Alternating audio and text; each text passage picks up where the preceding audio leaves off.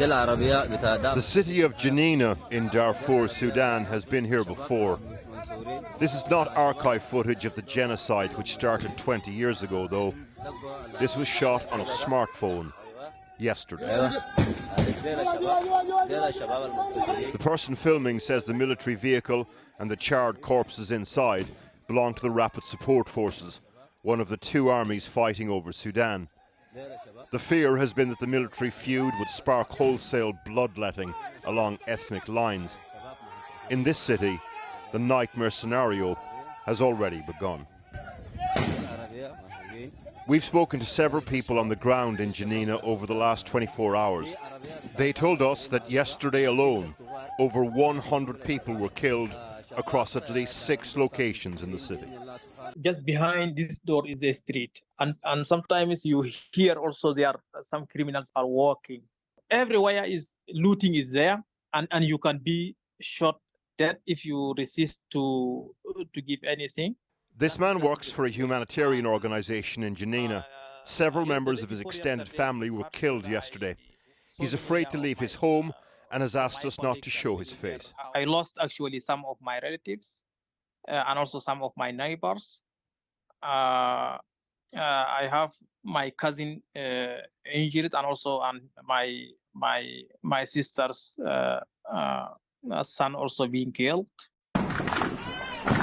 There's already a troubling pattern to the killings in Janina.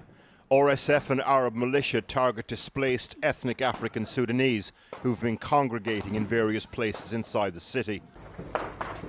Then other militia and armed civilians respond with revenge attacks on RSF troops and their allies. Into the mix, a criminal element, and the cycle of ethnic violence gathers momentum.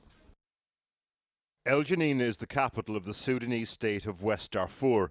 It has about the same size population as a city like Blackpool in Britain.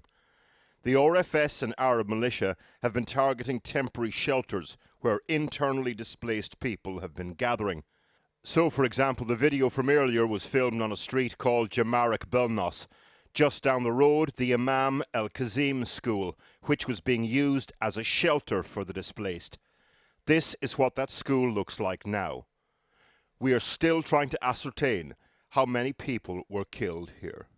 Fighting at the current time is basically a reopening of the old struggles. A former UN coordinator in Sudan working in Darfur at the height of the genocide 20 years ago told us he's bracing for the possibility of history repeating itself.